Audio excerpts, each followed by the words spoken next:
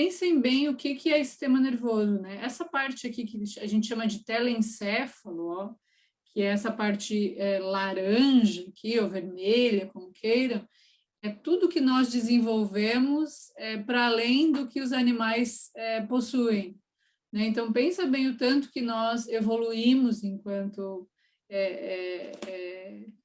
pessoas, né? Ou enquanto espécie, para poder desenvolver tudo isso. Então, eles dizem que o telencéfalo e diencéfalo seria esse cérebro, né? Aqui onde é verdinho tem uma relação maior aí com o sistema límbico, né? E depois o mesencéfalo, a ponte, o bulbo, o cerebelo, tudo aquilo que a gente, cerebelo aqui, né? Tudo aquilo que a gente já viu em neuroanatomia. E aí aquele processo de entender, né, o movimento desse sistema autônomo, tudo que acontece no nosso corpo tem uma responsabilidade desse cérebro, né? Então, tudo funciona porque o cérebro tá mandando estímulo, né? Tá trabalhando, essas sinapses estão acontecendo, e é por isso que as coisas acontecem. Então, não dá para a gente ficar alheio a um processo cerebral e não se dar conta de que isso existe e está ali, né? E às vezes na psicologia parece que a gente esquece, assim, muitas vezes isso acontece, né? Às vezes a gente fica tão vinculado aos fatores emocionais, que foi o que a Dani falou ainda há pouco, que a gente esquece que tem uma série de outros componentes envolvidos ali. E a neuropsicologia vem justamente para poder ajudar a gente nesse processo, né? De entender outros processos para além das questões relacionadas aos fatores emocionais.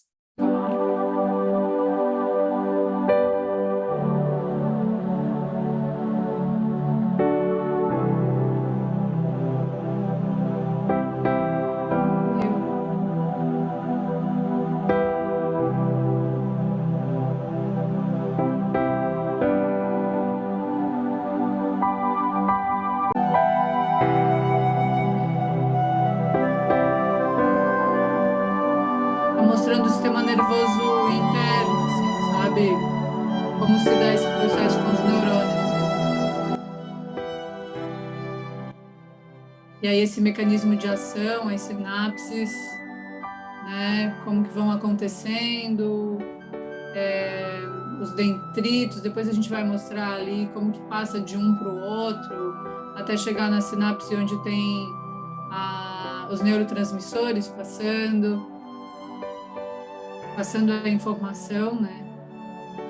E aí milhares de luzinhas piscando, onde vai mostrando o processo de como as sinapses se dão, que são como se fosse assim uma iluminação total, né? Porque são vários pontos elétricos captando sinal e informação. E agora tem mais o núcleo do neurônio, mostrando um pouco o neurônio propriamente dito, sem as ramificações. E aí ele passando pelos dendritos, aquele espaço onde ele vai indo de um para outro, né, até chegar na fenda sináptica e poder passar a informação nos impulsos elétricos. É isso que o vídeo vai sinalizando. Não sei se você está conseguindo visualizar.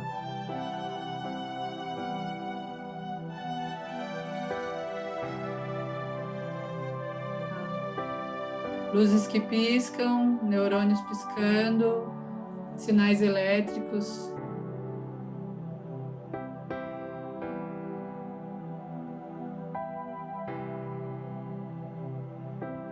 E agora está mostrando o sistema venoso mesmo, porque a gente não tem só algo relacionado aos neurônios. Ali dentro passa sangue, passam células, né? Tem veias que irrigam todo esse campo cerebral. Que é como a gente vai ter, né, alunos, o processo do AVC, né? Quando essas veias se rompem, né, ou gera um coágulo de sangue, enfim, ali, é onde a gente vai ter um derramamento e vai matar esses neurônios dessa região, né? Então, o cérebro, ele é dividido em vários lobos, e aí a gente tem cada região responsável por uma parte, né? Se a gente for pensar a parte, por exemplo, o cerebelo é responsável pelo movimento, está lá embaixo, tem uma área responsável pela memória visual, uma área que é responsável pela tomada de decisão, que é mais frontal, né? Então, lesões que são, quando a gente pensa num quadro de TDAH, por exemplo, depois nós vamos estudar isso lá no nosso último módulo, a gente vai perceber que as dificuldades vão estar mais relacionadas à área frontal, né? Quando a gente está pensando num quadro de dislexia, por exemplo, as dificuldades também vão estar na área frontal, mas vão estar relacionadas a uma região mais occipitotemporal, e muitas vezes também parietal, né? Então, tem regiões que cuidam de determinados aspectos, mas elas se comunicam entre si. E aí, se a gente lembrar, né, o neurônio, ele é uma unidade básica do sistema nervoso, né, tanto central quanto periférico. Esse neurônio está no nosso corpo por inteiro, porque nós temos o sistema autônomo, né, o sistema nervoso autônomo, que manda neurônios lá do cérebro, né, para todas as regiões. Então, a gente tem impulso elétrico neuronal desde aqui da mão, desde tomar a decisão de fechar, de abrir a mão, né, até a nossa cabeça. Então, existe esse processo tanto central quanto periférico, né, mas muitas vezes as grandes dificuldades estão relacionadas ao sistema nervoso central, né? Aí, hoje em dia tem vários estudos, né, falando sobre as células glia, que são uma espécie de células neuronais também, que tem elas são uma espécie de protetoras dos neurônios, essa célula. E quando tem um neurônio que é lesado, a gente já tem estudos que mostram para a gente que as células glia, elas trabalham também junto pela plasticidade. Então, muitas vezes são elas que vão se adequar e se adaptar, né, para poder fazer a função daquele neurônio que morreu, por exemplo. É bem interessante, assim, esses estudos com relação às células glia, né? E aí o que vocês viram ali no vídeo fala do impulso nervoso, né? Então, que essa comunicação que vai de um lado para o outro, né? O tanto de sinapse acontecendo. Então, para mim, poder estar aqui falando com vocês, o meu sistema nervoso está aqui trabalhando a mil, né? Com muitas sinapses, assim, pensando casos, vocês ao mesmo tempo, relacionando com a prática de vocês, né? Já cansados pelo dia inteiro, então tem uma série de coisas acontecendo enquanto a gente está aqui se comunicando. E tudo isso depende mesmo desse processo sináptico, desse processo neuronal, né? Então, se a gente pensar o neurônio, ele é como se fosse um círculo que tem ramificações, né? Dentro desse círculo, nós temos ali a produção dos neurotransmissores, são tão importantes, né? A gente estuda em psicofarmacologia, né? A importância desse processo, a gente sabe que as medicações psiquiátricas agem nessa questão, né? E aí a gente tem os dendritos, que são essas ramificações que vão como se fosse um braço do neurônio, né? Ou o corpo do neurônio, onde tem o núcleo, e aí é esse corpo que vai tendo aí o mecanismo de ação, né? Onde vai levando os impulsos elétricos até as fendas sinápticas. E, né, aqui, ó, esse aqui é o axônio, né? Tá mostrando para a gente ali onde tem aquele azulzinho, que é esse braço que eu estou falando para vocês, né? Que é essa estrutura que conduz esses sinais elétricos, onde vai levando para a gente esses neurotransmissores para poder trazer mais informação e poder levar esse impulso elétrico e aí ter uma tomada de decisão. Quando a gente tem regiões que são lesadas, no sentido assim, né, lesionadas, eu diria, não lesadas, mas lesionadas, esse impulso elétrico ele não passa, né? E aí você não tem esse processo de transmissão de informação. E aí na reabilitação, por exemplo, né, para pacientes aí com lesões adquiridas, por exemplo, eles vão trabalhar para ver se outros outras células ou outros neurônios conseguirão, né, de alguma forma, se adaptar para fazer outros mecanismos, outros caminhos. Tem uma coisa muito intrigante, talvez até fale aqui um pouquinho para frente, que é assim, ó, vocês já devem ter ouvido falar, né? Quando uma criança tem autismo, muitas vezes você escuta os pais dizerem assim: nossa, que estranho, ele fazia isso até os 2 anos, depois ele deixou de fazer, né? Tem toda a região que a gente mais estimula na criança, por isso que os 1000 dias da criança são muito importantes, toda a região que a gente mais estimula na criança é o que vai ser preservada. Então, uma criança que tem, por exemplo, um quadro de autismo, ela vai supervalorizar alguns aspectos, né? Embora pareça que ela esteja se desenvolvendo. Por exemplo, a fala. Muitas famílias chegam para mim e dizem assim: mas meu filho falou antes dos 2 anos, né? Aí você vai investigar, falou, sei lá, era para ele ter já conseguir falar não sei, umas 50, 100 palavrinhas, ele falou 3 ou 4 palavras, né? Então, ele não teve aquela estimulação. E aí, aos 2 anos, tem uma coisa que a gente chama de poda neural. Todas as regiões que não foram muito estimuladas, elas, de certa forma, deixam de ter suas funções do jeito que deveriam, e aí fica, de certa forma, aquilo que mais se desenvolveu. Então, a gente vai ter até a adolescência várias podas neurais, mas essa aos 2 anos de idade é muito importante. Por isso, a importância de cuidar dessa primeira infância, né? Estamos aqui falando das fendas sinápticas, né? Essa região onde, então, vem essa estrutura pelos dendritos, por esse braço do neurônio, passa a informação, e aí depois chega lá na frente a passagem de informação pela fenda sináptica, e aí a importância dos neurotransmissores, né, que são quem vai liberar, né, as vesículas, de fato, quem vão liberar os neurotransmissores ali dentro da fenda sináptica, e que aí vai passando, é tudo por impulso elétrico, tudo baseado em cálcio e sódio, né, cálcio, sódio e potássio, é muito interessante, mecanismo de ação, né, estudar esse processo da psicofarmacologia, muito, muito bacana. Assim.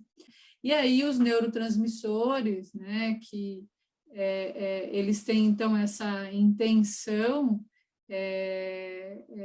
de fazer as sinapses, né, é o que vai passando de um neurônio para o outro e vai mandando a informação, né, até que eu consiga agir mediante aquilo que está acontecendo. E aí a gente tem vários neurotransmissores com várias responsabilidades. Aqui tem um quadrinho que vai falando da dopamina. O que a dopamina tem de efeito sobre a vida? Ela vai reduzir a ansiedade, vai melhorar o ânimo, vai gerar energia e motivação. A serotonina, que a gente sabe que tem aí uma importância imensa, por exemplo, no tratamento e no processo de saúde para quadros depressivos, né? Ela regula o humor, melhora o ritmo cardíaco, facilita a tomada de decisão, né? Por isso que eu, particularmente, escuto de muitos colegas, né? Não concordo, assim, porque tem muita resistência sobre o atendimento psiquiátrico, muita resistência sobre o trabalho dos médicos nesse processo de medicação, por exemplo. Eu acho que quando tudo é bem indicado é muito importante. Eu tive uma paciente com quadro de toque muito sério. Eu tratei ela com uma ansiedade generalizada, ela melhorou do quadro, teve alta da psicoterapia, não medicou. Depois de um determinado tempo, ela voltou para a psicoterapia com um quadro de ansiedade bem mais séria, assim, e ela tinha melhorado bastante, mas coisas aconteceram na vida dela que ela não conseguiu dar conta, e ela desenvolveu um quadro de toque. E aí, chegou um determinado tempo que eu não conseguia mais cuidar dela, né? E aí eu falei para ela, olha, você precisa ir no psiquiatra, porque a medicação vai te ajudar a aliviar os sintomas, e aí nós vamos conseguir olhar para aquilo que está mais difícil, assim, porque ela não conseguia sair do sintoma, era o tempo inteiro numa necessidade de conferência, o tempo inteiro numa situação de muita insegurança, muita ansiedade, né, e aí é muito psicofísico, assim, o componente mesmo neuroquímico, né? E aí, depois de muita resistência, porque aí muito preconceito de ir no psiquiatra, né? Foi no psiquiatra, e hoje deve estar fazendo 1 ano, mais ou menos, não sei se faz tudo isso, acho que 1 ano faz. 1 ano e pouquinho já do início do tratamento, né? Ela não tem sintoma mais nenhum, assim, tá super bem, sabe? É claro que não foi só a medicação, foi a terapia associada àquele apoio medicamentoso, né? Então, tem situações que é super bem indicado e a gente precisa estar junto do médico, pensando essas coisas todas, né? Os quadros, os sintomas são melhorados mesmo e a gente tem que entender até que ponto a psicoterapia dá conta ou até que ponto ela não dá conta sozinha, né? Aí a gente tem várias outras substâncias aí, né? A ocitocina, que gera bons sentimentos, confiança, respeito, segurança. E tem aqui o hábito, né? Por exemplo, como é que a gente consegue recaptar mais dopamina? Expressando gratidão, recordando momentos agradáveis e fazendo exercícios físicos. Como é que a gente consegue, com hábitos, recaptar serotonina? Comer alimentos ricos em triptofano, como carne, peixes, ovos, leite. O meu professor de psicofarmacologia diz assim, não vão sair por aí comendo, acho que era banana que ele brincava, ou abacaxi, não sei, achando que vocês vão estar recaptando a serotonina toda, né? Mas tem, assim, alguns hábitos que podem ajudar, né, ao longo do tempo, ao longo do processo, ajudar a gente a ter efeito sobre a nossa vida. Claro que pensamentos positivos, otimismo, né, carinho, a meditação, que hoje é tão falada, tudo isso, com certeza, vai gerar hábitos e vai ter mudança aí nesse percurso, né, de como o cérebro tem se comportado. Quando a gente pensa nos hemisférios cerebrais, nós temos aí uma divisão. Então, a gente pensa que o hemisfério esquerdo, e agora eu estou falando em cognição, tá? Quando a gente pensa no hemisfério esquerdo, a gente está falando de movimento, né? Apraxia, esse movimento. Para mim, pegar esse copo aqui e não apertar ele o suficiente para quebrar, eu tenho que ter uma capacidade práxica, que é de saber a força que eu coloco aqui. Por exemplo, um paciente com Parkinson tem um processo práxico muito prejudicado. Ele vai ter justamente um déficit de praxia, porque ele não vai ter mais noção muito do movimento, né? Ele vai ter uma dificuldade de dosar essa força, por exemplo, que ele coloca em manusear objetos, ou fazer, além de outras características, claro. Aí no hemisfério esquerdo tem mais relação com a apraxia, com a linguagem, com memória verbal, com cálculo matemático, com identificação de pessoas e objetos, né? Que também se dá no hemisfério direito, a avaliação de espaço extrapessoal, né? No hemisfério direito, a gente tem aí uma questão mais relacionada à distribuição espacial da atenção, à emoção, né, as questões relacionadas também a um aspecto mais verbal, mas mais menos elaborado, a percepção musical, né, as relações espaciais, então essa relação do objeto no espaço, né, essa capacidade visoespacial que eles chamam, né?